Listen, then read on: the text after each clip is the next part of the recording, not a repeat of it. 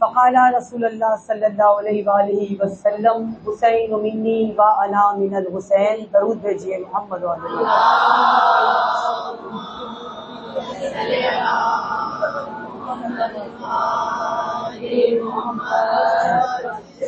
عشرہ مجالس کا سلسلہ جاری ہے اور اس عشرے کی آج 5ویں مجلس ہے اور ہمارا عنوان حسین شناسی ہے. ذیل میں رسول خدا کی حدیث کے کہ جو رسول نے فرمایا تھا کہ حسین مجھ سے ہے اور میں حسین سے ہوں، تو یہاں حسین شناسی کے، معرفت حسین کے اس مرحلے میں ہم شخصیت امام حسین کا جائزہ لے رہے ہیں. ذات امام حسین، شخصیت امام حسین، کردار امام حسین کتنا بلند ہے، کیا یہ کردار ہے؟ وہ ہستی کہ جس کی معرفت کا ہمیں حکم دیا ہے، وہ ہستی کہ جس کی قربت کا ہمیں حکم دیا ہے، وہ ہستی کہ جس کے مقصد اور ہدف کو پہچاننے کا ہمیں کہا گیا ہے، وہ ہستی جو دین کی بقا کا سبب ہے، وہ ہستی جس کی وجہ سے دین اب تک قائم ہے، اور وہ ہستی کہ جس کی وجہ سے قیامت تک آنے والے یزیدوں کا منہ توڑا جائے گا. اس ہستی کے کردار، اس کی شخصیت اور اس ہستی کے مقصد کی وجہ سے وہ ہستی امام حسین علیہ السلام کی ہے. امام حسین ضروری ہیں، امام حسین لازم ہیں، امام حسین واجب ہیں. امام حسین کو سمجھنا لازم و واجب اس لیے بھی ہے کہ ہر دور میں، ہر دور کا کوئی نہ کوئی فتنہ، کوئی نہ کوئی یزید اٹھے گا. ہر دور میں دین پر آنچ آئے گی، ہر دور میں دین کو تباہ کرنے کے لیے لوگ ضرور اٹھیں گے. ہر دور میں کوئی نہ کوئی فتنہ گر فتنہ اٹھا کر ضرور میدان میں آئے گا. اور وہ دور جس میں کوئی بھی فتنہ گر اپنے اسلحے، اپنی حکومتوں سمیت آئے گا، اس دور میں اگر کسی میں جرت نہ ہوئی تو کم از کم مولا حسین کی کربلا کو دیکھ کر اتنے اہل جرت، صاحب جرت ہو جائیں گے کہ اپنے وقت کے یزید کا منہ توڑ کر جواب دے سکیں گے.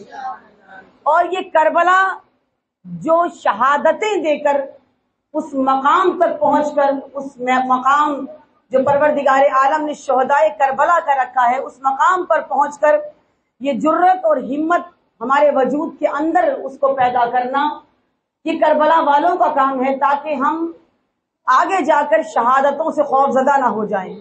اپنے وقت کے امام کے لشکر میں شامل ہونے سے پہلے ہم کہیں موت سے خوف زدہ نہ ہو جائیں، کہیں شہادتوں سے خوف زدہ نہ ہو جائیں، کہیں میدان عمل میں اترنے سے خوف زدہ نہ ہو جائیں. اسی لیے امام حسین کی ذات کو سمجھنا لازم و ملزوم ہے. امام حسین وہ ہستی، وہ ذات کہ جب ہم امام کے کردار کو سمجھنے کی طرف آتے ہیں تو اس سے پہلے جب کسی کی بھی شخصیت یا کردار کے بارے میں ہم کلام کرتے ہیں، ہم بات کرتے ہیں، تو ضروری ہوتا ہے کہ جس کی بات کر رہے ہیں، جس کے بارے میں کلام کر رہے ہیں، کم از کم اس شخصیت سے کوئی لگاؤ ہو. ہم کسی بھی شخص کے بارے میں جب بات کرتے ہیں، عموماً ہر کسی کے بارے میں بات نہیں کی جاتی، یا تو ان کے بارے میں کی جاتی ہے جن سے دشمنی ہے. ایسا ہی ہے نا، دشمن کے بارے میں ہم کلام کرتے ہیں، گفتگو کرتے ہیں زیادہ اس کی برائیاں کرنے کے لیے، یا اس کے وہ غلط عمل جو اس نے کیے ہیں ان کو بتانے کے لیے. یہ نفرت ہے اس لیے، یا کسی سے محبت ہے تو تذکرہ کرتے ہیں. کوئی تیسرا تذکرہ ہے نہیں. جس نے کچھ کیا ہی نہیں اس کا تذکرہ بھی نہیں ہے، جس نے کچھ کیا ہے اس کا تذکرہ بھی ہے. یا دشمنی کرنے والوں کا تذکرہ ہے، یا جن سے محبت ہو ان کا تذکرہ ہے. تو تذکرے کے لیے، کسی کی شخصیت پہچاننے کے لیے، کسی کا کردار پہچاننے کے لیے ضروری ہے کہ اس سے لگاؤ ہو، اس سے محبت ہو. ہر کسی کے کردار کو دیکھا نہیں جاتا، ہر کسی کے کردار پہ روشنی نہیں ڈالی جاتی، ہر کسی کے کردار پر نگاہوں کو نہیں جمایا جاتا. لگاؤ ہوتا ہے، محبت ہوتی ہے تو پھر اس کے کردار کو اٹھایا جاتا ہے. تو اس کردار کو، امام حسین کی حسین شناسی تک پہنچنے کے لیے آپ کو محبت کے اس عروج پر پہنچنا ضروری ہے. محبت ہے تو روتے ہیں، محبت ہے تو مجلس اعزاز میں آتے ہیں. یہ محبت ہے نا، معیار محبت اتنا بلند ہو جائے کہ آپ اس شخصیت کے کردار سے متاثر ہونا شروع ہو جائیں. جب تک محبت نہیں ہوگی اثر نہیں ہوگا. جب تک محبت نہیں ہوگی وہ شخصیت آپ پر اپنا کوئی تاثر نہیں چھوڑے گی. کتنی بڑی امت ہے رسول کی، اور پوری امت میں سے سب کے سب تو مولا حسین کے محب نہیں ہے نا. کتنے ہیں جو دشمن بھی ہیں، کتنے ہیں جو نفرت بھی کرتے ہیں، کتنے ہیں جو نام سننا بھی پسند نہیں کرتے، کتنے ہیں کہ جو مولا کے دشمن کو اور مولا کو برابری کی سطح پہ لے آتے ہیں، کتنے ہیں جو کہتے ہیں اسے بھی مانتے ہیں اسے بھی مانتے ہیں، یعنی دونوں کو برابری کی سطح پہ لا کے کہتے ہیں کہ یہ بھی بادشاہ تھا، وہ بھی اپنے وقت کے بادشاہ تھے، وہ بھی حکومت کے خواہش مند تھے، یہ بھی حکومت کے خواہش مند تھے. یعنی جب محبت نہ ہو تو پھر کوئی بھی معیار بنا لیا جاتا ہے، لیکن جب محبت ہو تو محبت کے بعد ان معیارات کو دیکھا جاتا ہے کتنی بلندی تک جاتے ہیں. اسی لیے جب کردار امام حسین کی بات آتی ہے تو کم سنی سے، بچپنے سے امام حسین کے دیکھنا ہوگا کہ اس ہستی کی محبت کہاں کہاں تک پہنچی ہے، اور رسول اس شخصیت کی محبت کو لوگوں کے دلوں میں رائج کیسے کر رہے ہیں، لوگوں کے دلوں میں عام کیسے کر رہے ہیں. امام حسین وہ ہستی، قرآن پہلے نازل ہوا اور امام حسین کے ساتھ، امام حسین ظاہر ہے دنیا میں آئے، جو واقعات ہوئے اور پھر کربلا تک جو کچھ ہوا یہ سب بعد کے واقعات ہیں. قرآن پہلے نازل ہوا لیکن پھر بھی یہ کہا جاتا ہے کہ نفس مطمئنہ قرآن نے جس کو کہا ہے وہ ذات امام حسین ہے. قرآن پہلے بتا رہا ہے کہ ایک ایسا نفس ہے جو کتنا مطمئن ہے. قرآن کے اندر آپ سب نے بار بار، ابھی میلاد بھی گزرے ہیں محرم سے پہلے، آیہ مباہلہ کو پڑھا ہوگا. مباہلہ گزرا ہے، آیہ مباہلہ آپ سب نے پڑھی ہوگی. آیہ مباہلہ پورا واقعہ نہیں بتانا، آیہ مباہلہ میں رسول نے کس کو بلایا؟ زبان، کلام، بات خدا کی. کلام خدا کا ہے، قرآن میں ہے انفسنا وانفسکم نسانا ونساؤکم. عورتوں میں اپنی اپنی عورتوں کو، ان کی عورتوں کو بلایا، اپنی عورتوں کو بلایا، اپنے نفوس کو بلایا، ان کے نفوس کو بلایا، اور اپنے مردوں کو بلایا، ان کے مردوں کو بلایا، اپنے بیٹوں کو بلایا، ان کے بیٹوں کو بلایا، ابنانا و ابناؤکم بلایا. رسول نے بلایا، رسول نے کہا خدا نے. کلام خدا کا تھا، زبان رسول کی تھی. رسول نے زبان وحی سے کہا کہ ان کو لے آؤ، ان کو بھی کہہ دیا، خود بھی چل پڑے.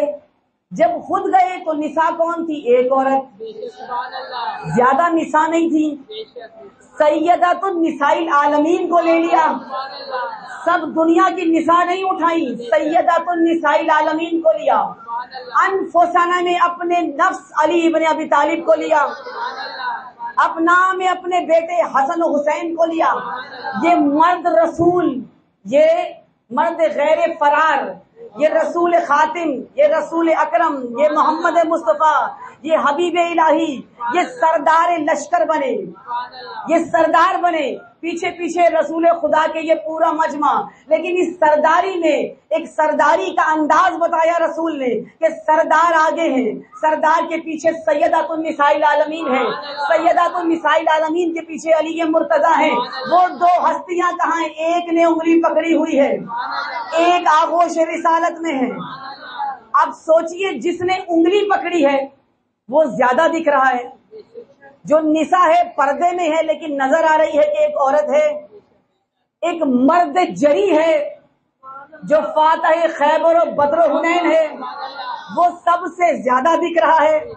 وہ جو رسول خاتم ہے، وہ رسول خاتم جو بالکل آگے ہے، وہ سب کو واضح نظر آ رہا ہے کیونکہ بلانے والا وہ ہے، پکارنے والا وہ ہے. یہ سارا لشکر لے کر رسول آ رہے ہیں، پورا خانوادہ لے کر رسول آ رہے ہیں. لیکن ایک ہستی ہے جو بعض روایتیں کہتی ہے کہ گود میں ہے. اب فرض اسے مثال لے بھی نہیں جائے کہ وہ گود میں ہے، تو گود والا تو کم نظر آ رہا ہے، जो 7 उंगली पकड़े है वो भी नुमाया, जो चादर में है वो भी नुमाया, जो मौलाए कायनात है वो भी नुमाया, रसूल खातिम भी नुमाया। लेकिन एक है जो लिपटा हुआ है, और वो लिपटा हुआ चादर में है, और चादर में लिपटा हुआ रसूल की आगोश में है। किसी की आगोश में बच्चा हो तो आप करीब जाएंगे तो चेहरा नजर आएगा, जब तक करीब नहीं जाएंगे दूर से आप उस बच्चे का चेहरा नहीं देख सकते। लेकिन क्या कहा राहिब ने देखकर, ये 5 तन चलते हुए आए, और राहिब ने कहा कि वो जो मोहम्मद की आगोश में है, मैं देख रहा हूं कि अगर वो अपनी उंगली का इशारा कर दे तो पहाड़ अपनी जगह छोड़ दे। जो नजर नहीं आ रहा अगर वो उंगली का इशारा कर दे, सोचो जो नजर आ रहे हैं, जो नजर आ रहे हैं खुदा ने उनके इख्तियार में क्या क्या दिया होगा।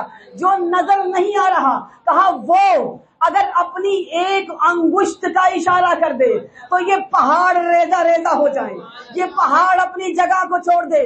गोया वो देख रहा था वो कल्बे मोहम्मद जिस पर कुरान उतरा, तो खुदा कह रहा है कि अगर मैं किसी पहाड़ पर नाजिल करता तो पहाड़ रेजा रेजा हो जाता। गोया जो कल्ब में है उसका वजन और जो आगोश में है उसका वजन बराबर है। कल्ब वाले का वजन भी बराबर, आगोश वाले का वजन भी बराबर। और हुसैन इब्ने अली के चेहरे को दिखाए बगैर यहाँ अजमत हुसैन बताई कि देखो जो कमसिनी में ऐसा हो, अगर वो करबला पहुंच जाए तो एक आम इंसान जो गुलाम है उसको हुर के मकाम पर पहुंचाना हुसैन इब्ने अली का काम।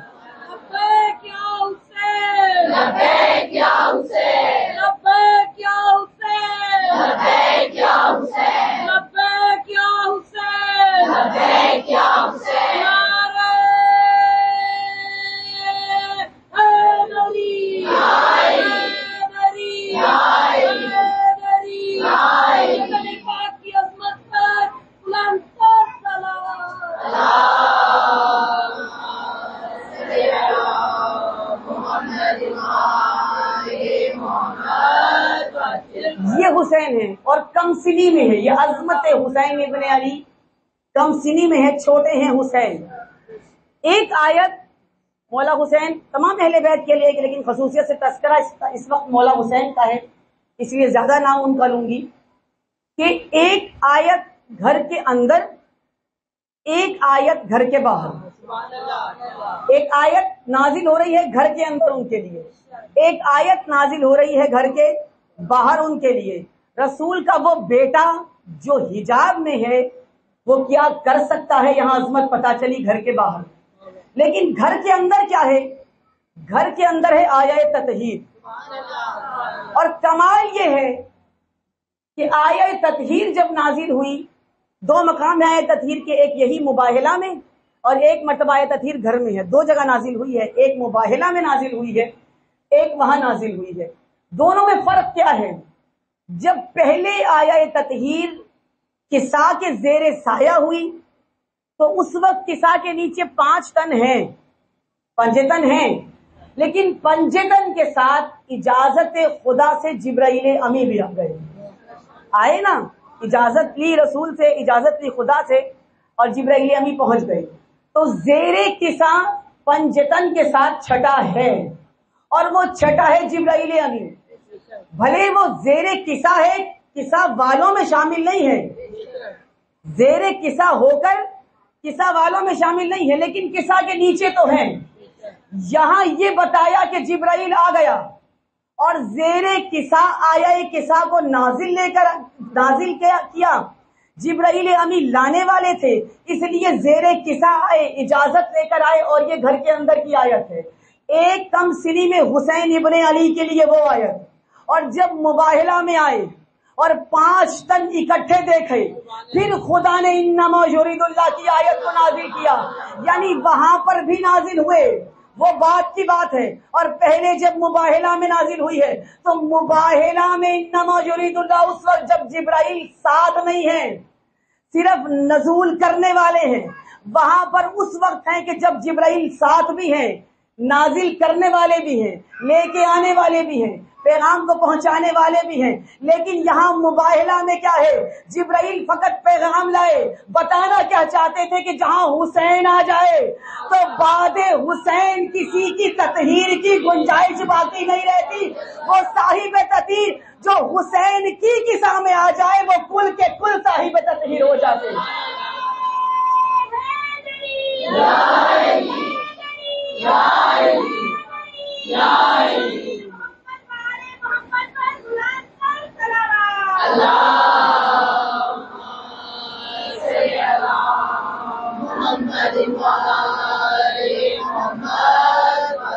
وہ کل کے کل، اسی لیے امامت امام حسین کی نسل میں ہے، اور پوری نسل جتنے امام آئے ہیں وہ سب کے سب امام صاحب تطہیر ہیں، سب پاکیزہ، سب صاحب تطہیر۔ ایک آیت جو آیت مودت جس کو کہا جاتا ہے، اس کا سب نے سنا ہوا ہے کہ آیت مودت ہے، جس میں رسول نے اجر رسالت کا صلہ طلب کیا ہے کہ مجھے کچھ نہیں چاہیے تم سے اور اجر رسالت، لیکن کیا چاہیے؟ مودت فی القربہ، فی القربہ کی محبت تم سے، مودت تم سے مانگ رہا ہوں۔ اپنے لیے کچھ نہیں چاہیے، اپنی ذات کے لیے کچھ نہیں چاہیے، مودت فی القربہ، ذی القربہ بھی نہیں، والقربہ بھی نہیں، محبت فی القربہ۔ قرآن میں یہی آیت ہے، آپ کھول کے دیکھ لیجیے گا، آیا ہے مودت فی القربہ کی مودت تم سے چاہیے۔ اب اس کا معنی کیا ہے؟ ہم معنی لیتے ہیں کہ میرے اہل بیت سے، میرے ذی القربہ سے محبت، مودت، میرے اہل بیت سے محبت، جبکہ فی کا مطلب ہوتا ہے میں، فی کا مطلب ہوتا ہے میں۔ اب محبت کسی سے کی جاتی ہے یا کوئی کسی سے کرتا ہے؟ کسی سے ہو جاتی ہے یا کسی سے کی جاتی ہے؟ محبت میں نہیں ہوتی۔ میں کہوں کہ میں آپ سے محبت کرتی ہوں تو میں آپ سے محبت کرتی ہوں، آپ میں محبت نہیں کرتی۔ آپ مجھ سے محبت کرتے ہیں، مجھ میں محبت نہیں کرتے۔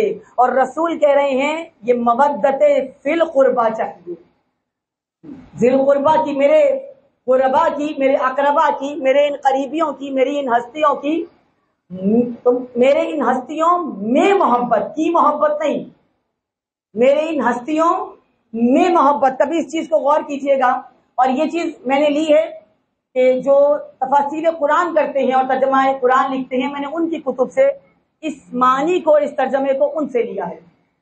فی القربہ میں محبت، مودت فی القربہ، فی القربہ یعنی اہل بیت کے اندر محبت۔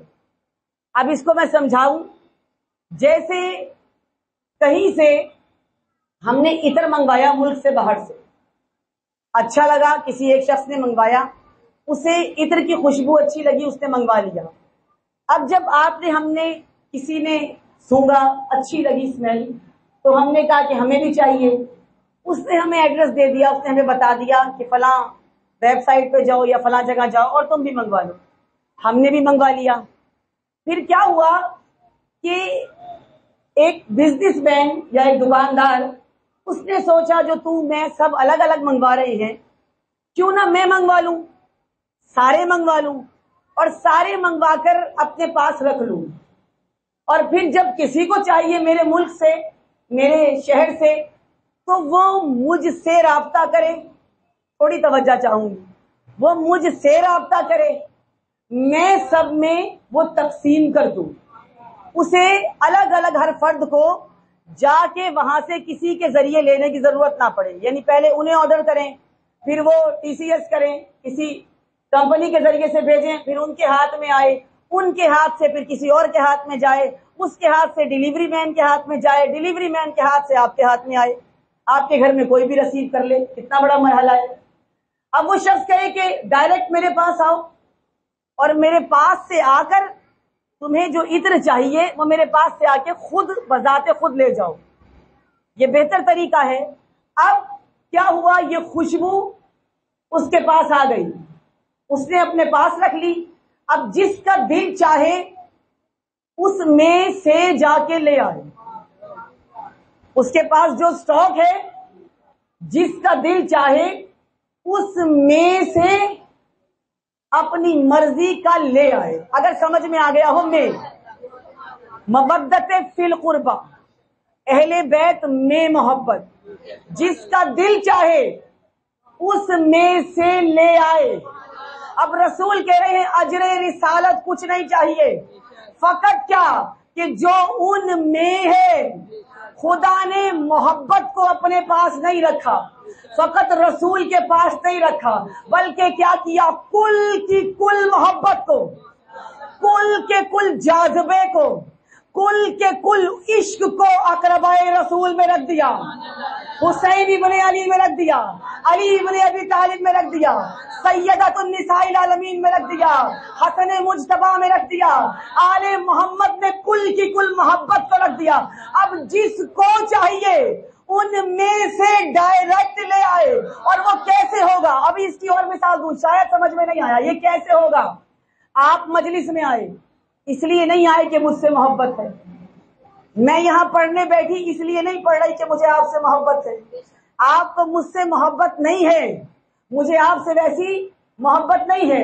آپ سب اکٹھے فرش عزا پر بیٹھے اس لیے نہیں کہ ایک دوسرے کے ساتھ بیٹھنا چاہتے تھے, اس لیے نہیں کہ ایک دوسرے سے آپ کو محبت تھی, نہیں, بلکہ کسی کی محبت تھی, کسی کی محبت تھی جو لے آئی. اس محبت میں سے جس کو جتنا ملا وہ اس معرفت کے ساتھ اس فرش عزا پر آ گیا, تو پڑھنے والا بھی اس کی محبت میں مبتلا, آنے والا بھی اس کی محبت میں مبتلا. تو جس کے اندر کل محبت تھی, کل کی کل محبت میں مبتلا ہو کر عاشق حسین چلتے ہوئے آ گئے. تو محبت میں سے ملی, اہل بیت کے اندر رکھ دی, ان میں سے منتقل ہو جائے گی. جتنا کرو گے, جتنی محبت ہوگی, جتنا عشق ہوگا, جتنی معرفت ہوگی, نکلتی جائے گی, آتی جائے گی, ملتی جائے گی, تقسیم ہوتی جائے گی. عشق جتنا بڑھتا جائے گا معرفت اتنی ہی بلند ہوتی چلی جائے گی. یہ ہے کمال مولا حسین, معرفت اتنی ہی بلند ہوتی چلی جائے گی جتنا بڑھتا جائے گا. ہم جو ماں باپ سے, کیونکہ محبت تو فقط ایک جگہ خدا نے اب رکھ دی. آپ اور ہم ماں باپ سے محبت کرتے ہیں, ہم بہن بھائیوں سے محبت کرتے ہیں, ہم اپنے اقربا سے محبت کرتے ہیں. تو یہ جو ماں باپ سے محبت ہے کیوں ہے؟ اس لیے کہ ماں باپ ہیں. بہن بھائیوں سے محبت کیوں ہے؟ اس لیے کہ بہن بھائی ہیں. اگر اس لیے محبت ہے کہ ایک ہی شکم سے آئے ہیں, ایک ہی ماں باپ سے ہیں اور محبت ہے, تو یہ کوئی اچھی محبت نہیں ہے. بس ٹھیک ہے, دنیاوی محبت ہے, بس ٹھیک ہے, اسے دنیاوی محبت کہتے ہیں. اچھی ہے لیکن دنیاوی محبت ہے. ماں باپ سے محبت ہے, اچھی بات ہے, ہونی چاہیے, مرتبہ ہے, مقام ہے, انہوں نے پیدا کیا, دنیا میں آنے کا وسیلہ بنے. لیکن اگر, سوال ہے میرا, اگر یہی ماں باپ ہوں دشمن اہل بیت اور آپ ہوں عاشق حسین, تو اب وہ پیدا کرنے والے سے محبت ہوگی؟ اگر بھائی ہو دشمن رسول, اگر بھائی ہو دشمن حسین اور بہن ہو عاشق حسین, تو کیا بھائی سے محبت ہوگی؟ نہیں ہوگی. تو اس نے کیا بتایا کہ دنیا کی محبت بہن بھائی سے اس لیے ہے کہ ایک شکم سے آئے ہیں. ماں باپ سے محبت اس لیے ہے کہ ماں باپ نے پیدا کیا ہے.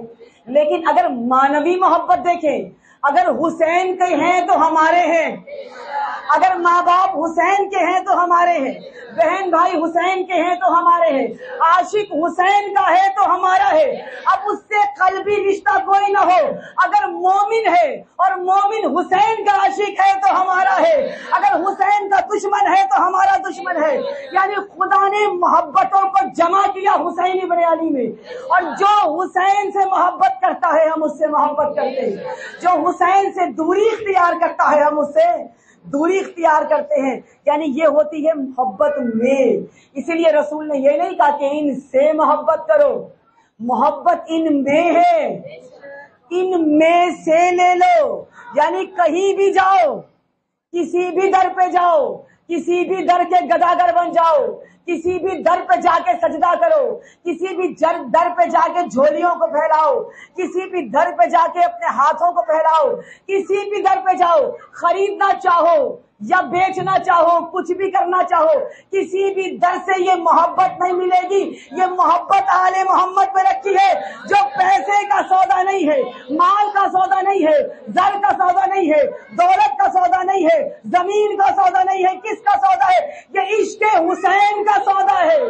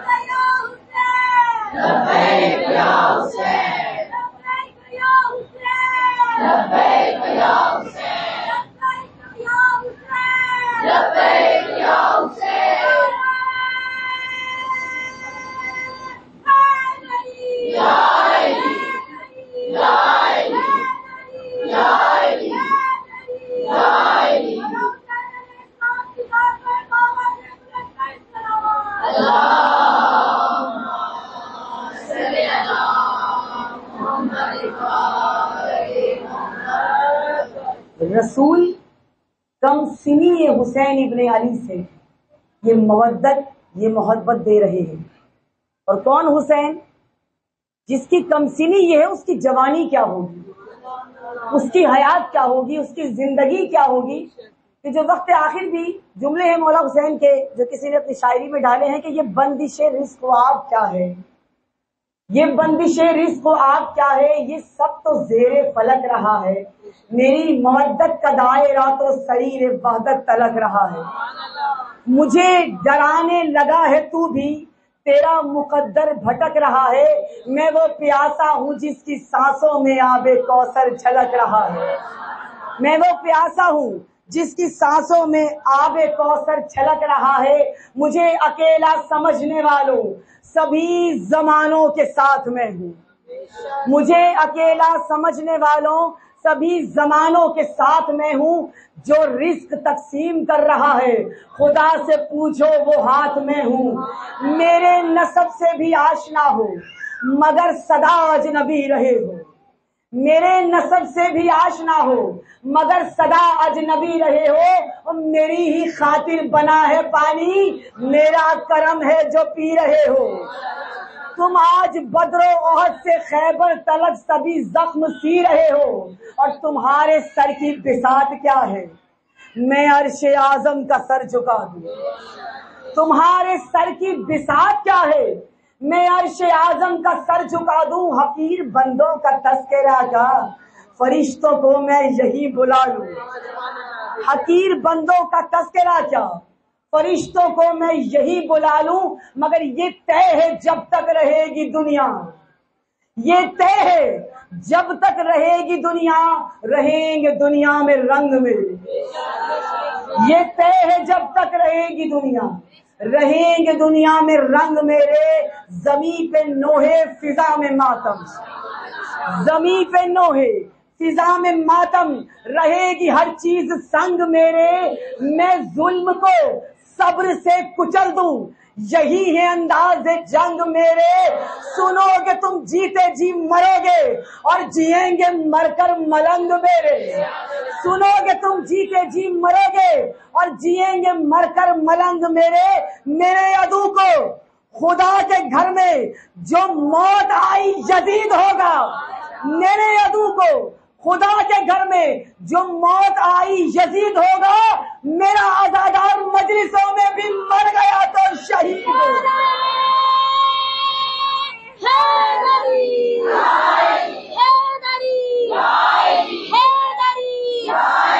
محمد و آل محمد بلند تر صلوات۔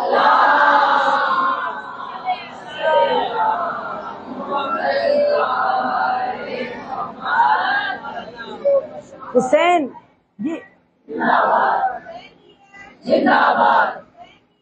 زندہ باد مرد آباد مرد آباد یا علی یا علی یا علی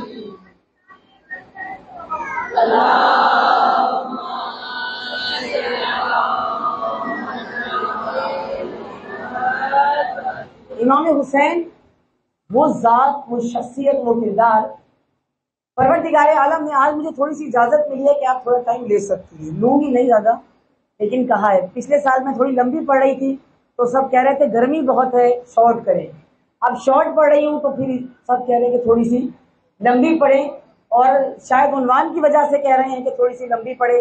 اسی کو تڑپنا کہتے ہیں، اسی کو ترسنا کہتے ہیں۔ مولا حسین وہ کردار، وہ ذات، پروردگار عالم نے جتنے انبیاء بنائے ہیں نا، 1,24,000 انبیاء، ان میں سے ہر نبی کا مختلف انداز سے تذکرہ کیا، کسی کی تبلیغ کا، کسی کی مشقتوں کا، کسی کی محنتوں کا، کسی کے کمال کا، کسی کے معجزوں کا تذکرہ کیا نا مختلف انداز سے۔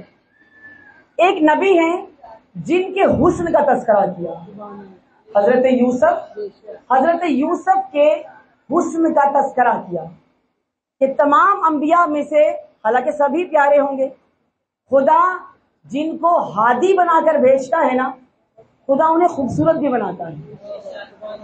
حسن ایک کمال ہے نا، خدا انہیں خوبصورت کیوں بناتا ہے؟ تاکہ یہ کمی بھی نہ لگے کسی کو کہ خوبصورت نہیں ہے، حسین نہیں ہے۔ تو خدا اپنے ہادیوں کو خوبصورت بھی بناتا ہے، تو یقیناً سب کے سبھی پیارے ہوں گے، سب کے سبھی خوبصورت ہوں گے۔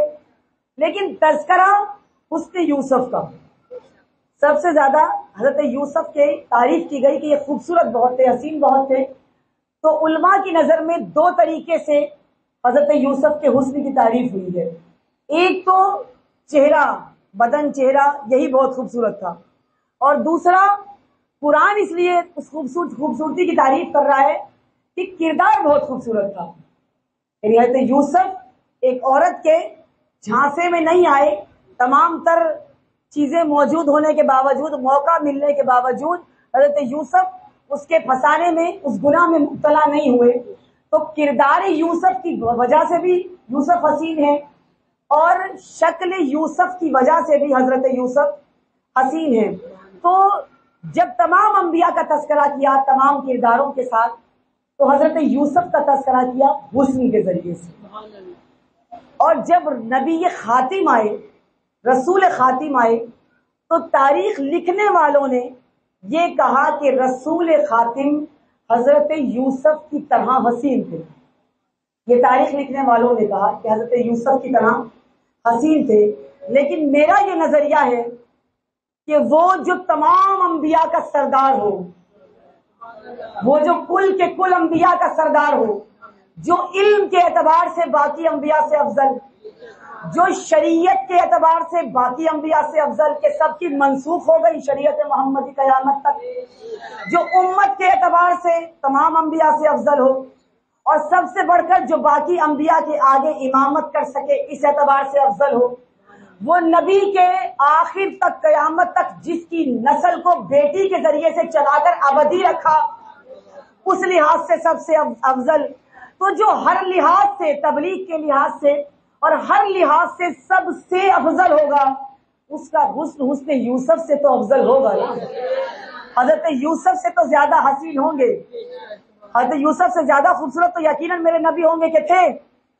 وہ نبی جس کو کہا کہ خوبصورت بہت تھے، فقط حسن کی تعریف کی، لیکن نبی کے زیادہ خوبصورت ہونے کی دلیل پتہ ہے کیا ہے؟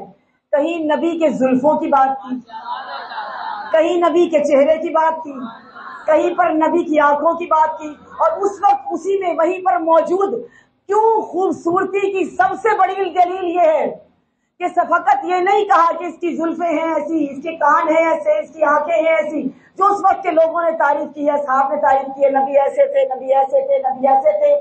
سب سے بڑھ کر کہ وجود تو ایک طرف، خدا جس کی کملی کی بھی قسم کھا لے، خدا جس کے اوڑھنے والی چادر کو بھی حسین کہے، تو وہ اوڑھنے والا کتنا حسین ہوگا، وہ اوڑھنے والا کتنا خوبصورت ہوگا۔ تو حسن یوسف ماند پڑ جائے اگر حسن محمد مصطفیٰ کو دیکھ لو، اور یہ تاریخ گواہ ہے کہ رسول اکرم کا سر سے لے کر کمر تک جو مشابہ تھا، شباہت رکھتے تھے، وہ مولا حسین ابن علی رکھتے تھے۔ تو جتنے حسین رسول خدا اتنے حسین مولا حسین، جتنے خوبصورت مولا رسول خدا اتنے خوبصورت مولا حسین، جتنا حسن کائنات میں بکھرا ہوا رسول کا اتنا مولا حسین کا، جو نور رسول کے اندر وہ نور مولا حسین کے اندر، جو نور پیشانی رسول سے نکلے وہ مولا حسین کی پیشانی سے نکلے، جیسا سجدہ رسول کا ویسا سجدہ مولا حسین کا، جیسا چلنا رسول کا ویسا چلنا مولا حسین کا، جیسا انداز گفتگو رسول کا ویسا انداز گفتگو مولا حسین کا، جو کل کا کل ایسا ہو کہ شباہت رکھتا ہو۔ مولا حسین کو کہا کہ جو شباہت رکھتا ہو رسول خاتم کی، اس نے خدا سے بیٹا مانگا کہ پروردگار ایسا بیٹا عطا کر جو میرے نانا کی شبیہ ہو۔ تو جو خود رسول کی شبیہ تھا، خدا نے اس کو بیٹا وہ دیا جو رفتار میں، گفتار میں، ہر لحاظ سے شبیہ محمد مصطفیٰ۔ کتنا حسین بیٹا۔ اب میں نے یہ تمہید باندھی ہے نا، سب خوبصورت ہوں گے کربلا میں، ہر ماں کا بیٹا حسین ہوگا، ہر ماں کا بیٹا خوبصورت ہوگا۔ ام البنین کے کیا کم خوبصورت تھے، جسے لوگ قمر بنی ہاشم کہیں، کیا کم خوبصورت ہوں گے؟ کیا کم خوبصورت ہوگا وہ چہرہ جسے دیکھ کر دشمن کہیں کہ ایسے لگتا ہے جیسے چوندنی کا چاند چمک رہا ہو؟ سب خوبصورت تھے، لیکن ان خوبصورتوں میں جو الگ سے چمکتا ہوا خوبصورت چہرہ نظر آتا تھا وہ علی اکبر کا۔ جب بیٹے جوان ہوتے ہیں نا اور بیٹوں کے داڑھی نکلنا شروع ہو گئی ہے، جن ماؤں نے یہ تجربہ کیا ہے، جن کے بیٹے، مولا آپ کی گودیوں کو آباد رکھے، مولا ہر بے اولاد کو صاحب اولاد کرے، وہ اپنی اولاد کی یہ عمر دیکھیں، یہ جوانی دیکھیں۔ جب یہ عمر آتی ہے نا جوانی کی، بعض تاریخیں کہتی ہیں 18 سال، بعض کہتی ہیں 23 سال کی نوجوانی کی جوانی، اور جب یہ داڑھی ہلکی ہلکی چہرے پر آ رہی ہوتی ہے، بڑا خوبصورت لگتا ہے جوان، بڑا خوبصورت لگتا ہے بیٹا، خوبرو بیٹا جو اپنا مکمل قد نکالے ہوئے، اپنے مکمل حسن و جمال کے ساتھ ہو۔ ایسا بیٹا آ کر یہ کہے کہ مجھے مرنے کی اجازت چاہیے۔ مائیں ہے نا، کس دن سے باپ کا بازو ہوتا ہے بیٹا، باپ یہ سوچتا ہے میں مر جاؤں گا نا تو مجھے میرا جوان بیٹا کندھا دے گا۔ جو اس آرزو پہ ہو کہ میرا جوان بیٹا مجھے کندھا دے گا، وہی جوان بیٹا باپ سے کہے کہ بابا مجھے مرنے کی اجازت چاہیے، بابا مجھے میدان میں جانے کی اجازت چاہیے، تو کیا منظر ہوگا۔ علی اکبر آئے، اجازت مانگی، مولا حسین نے کہا اکبر اجازت ہے۔ مولا عباس آگے بڑھے کے لیے اکبر کو تیار کرے، مولا حسین نے کہا نہیں عباس، ہر کسی کو تیار تم نے کیا ہے، لاشا میں اٹھا کے آرام آرام سے پڑھوں گی، جو پرسہ دینے کے لیے آئے ہیں مولا آپ کے پرسے کو قبول کرے۔ تسلی سے گریا کرنا، تسلی سے رونا، لیکن یہ سوچ کے رونا کہ کسی کا جوان بیٹا مر گیا ہے۔ کوئی دکھیاری ماں ہمارے درمیان میں اپنے جوان کی میت پر پرسہ لینے کے لیے آئی ہے، جس کو جوان پہ رونے نہیں دیا گیا، کوئی پالنے والی اپنے بیٹے کا پرسہ لینے کے لیے آئی، بس یہ سوچ کے پرسہ دیا۔ ہاں بس میں خود تیار کروں گا علی اکبر، یہ میرا امتحان ہے۔ علی اکبر کے خوبصورت بدن پہ زرا کو زیر تن کیا، کمر بند کو باندھا، تلوار کو ہمائی کیا، سر پہ کھود رکھا۔ جب سر سے لے کر پاؤں تک علی اکبر کو دیکھا، وہ حسن وہ جمال علی اکبر، ایک مرتبہ نگاہوں کو نیچے کیا، کہا اکبر جا پالنے والی سے ملاقات کرا۔ اکبر چلے، خوش تھے علی اکبر۔ جب گئے نا جناب زینب کے خیمے میں، جناب زینب مصلی عبادت پر بیٹھی، علی اکبر کے چہرے کو دیکھا، دیکھ کر کہا اکبر چہرے کی خوشی بتا رہی ہے کہ مرنے کی اجازت مل گئی ہے، میدان میں جانے کی اجازت مل گئی ہے۔ کہا ہاں پھوپھی اماں مجھے میدان میں جانے کی اجازت مل گئی ہے۔ بیوی نے کہا روکوں گی نہیں، لیکن اکبر آخری رخصت کرنا چاہتی۔ بیوی جانتی تھی کہ خدا جانے دوبارہ یہ رخصت نصیب ہو یا نہ ہو۔ بیوی نے تمام بیویوں کو بلایا، جناب زینب کے خیموں میں تمام خواتین جمع ہوئی، چاروں طرف بیویاں تھی، درمیان میں حسین کا چاند کھڑا ہوا تھا۔ کوئی علی اکبر کی پیشانی کا بوسہ لیتی تھی، کوئی علی اکبر کے چہرے کا بوسہ لیتی تھی، کوئی علی اکبر کی داڑھی کا بوسہ لے رہی تھی، کوئی علی اکبر کے ہاتھوں کو چوم رہی تھی۔ ہر بیوی علی اکبر کو آخری مرتبہ چوم کے رخصت کر رہی۔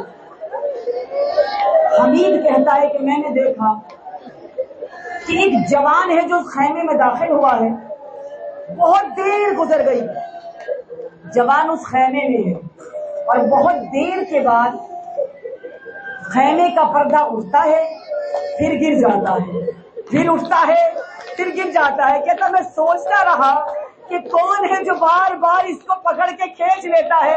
کہتا ہے جب میں نے غور کیا کوئی بڑا ہوتا تو علی اکبر کو شانوں سے پکڑتا، میں نے دیکھا دو ننھے ننھے ہاتھ ہیں جو بار بار علی اکبر کے دامن کو پکڑ کے کھینچتے تھے اور کہتے تھے بھیا علی اکبر مانگا، بھیا علی اکبر بھیا علی اکبر ایک مرتبہ۔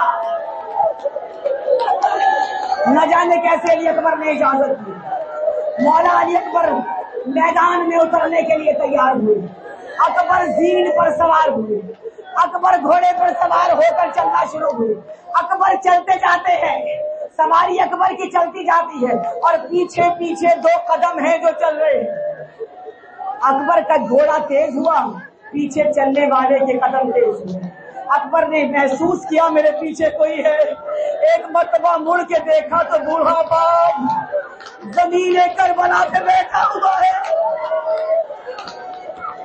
اکبر واپس آئے، زمین کربلا سے باپ کو اٹھا کر سینے سے لگایا اور سینے سے لگا کر کہا بابا مجھے جانے کی اجازت نہیں۔ نہ حسین نے بڑا عجیب جملہ کہا اکبر کاش تیرا بھی کوئی جوان بیٹا ہوتا، کاش تیرا بھی کوئی تجھ جیسا جوان بیٹا ہوتا، پھر میں تجھ سے پوچھتا کہ تم کس دل سے اسے میدان میں جانے کی اجازت دے رہا ہے۔ عزادارو مولا علی اکبر چلے، جب چلے علی اکبر نے گھوڑے کو اے لگائی، آواز دی مولا حسین نے اکبر چلا جا لیکن آہستہ آہستہ، محلن محلہ یا علی اکبر، اکبر آہستہ، اکبر تیز تیز نہیں جانا، اکبر اپنا چہرہ اپنے باپ کی طرف رکھنا، اکبر چہرہ نہ پھیرنا، اکبر اپنے چہرے کا رخ اپنے بابا کی طرف کرنا۔ میں کہتی ہوں حسین جس کو بیٹے کا چہرہ پھیرنا برداشت نہیں ہو رہا، اس نے کلیجے میں پرچی کا پھل کیسے دیکھا، اس نے علی اکبر کے لاشے کو کیسے اٹھا۔ اکبر میدان کربلا میں چلے، جنگ کی پروردگار آپ کے فرصے کو قبول کرے، پروردگار ہر خالی جھولی کو بھر دے۔ علی اکبر نے جنگ کی، ایک وقت آیا آواز آئی بابا میں گر گیا، بابا علی اکبر گر گیا۔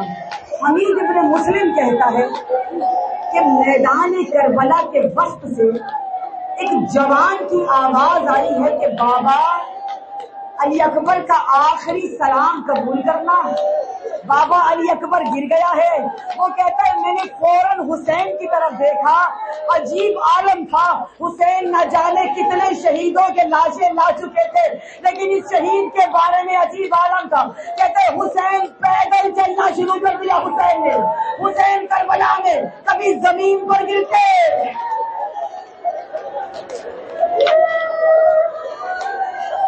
کبھی زمین پر گرتے، پھر کھڑے ہو جاتے، پھر گھٹنیوں کے بل چلتے، پھر خاک کربلا میں کہتا ہے ایسا لگتا تھا حسین کربلا کے دشت میں کچھ تلاش کر رہے ہیں اور کہتے جاتے تھے اکبر میری آنکھوں کی بینائی چلی گئی،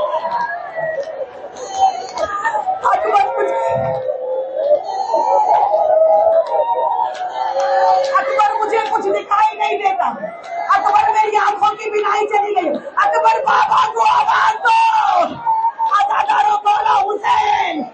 علی اکبر کے لاشے تک پہنچے، جب پہنچے ہیں نا لاشے پر ایک ہاتھ برچھی کے پھل پہ ہے، کہا اکبر مدد کرو، اکبر میں تمہیں خیمے میں لے جاتا ہوں، اکبر اپنے ہاتھوں کو میرے گلے میں ڈال لو، میرے گلے میں اپنی ہاتھوں کو اپنی باہوں کو ڈالو۔ علی اکبر نے ایک ہاتھ رکھا، دوسرا ہاتھ برچھی پر ہے، جب حسین نے دیکھا نا علی اکبر کا ہاتھ برچھی پر ہے، ایک مرتبہ بیٹے کو زمین کربلا پہ لٹایا، حسین دو زانو ہو کے بیٹھے، برچھی کے پھل پہ ہاتھ رکھا اور رکھ کر کہا اے دادا ابراہیم گوا لینا، میں نے پٹی نہیں مانگی، وہ میرا جوان علی اکبر میرا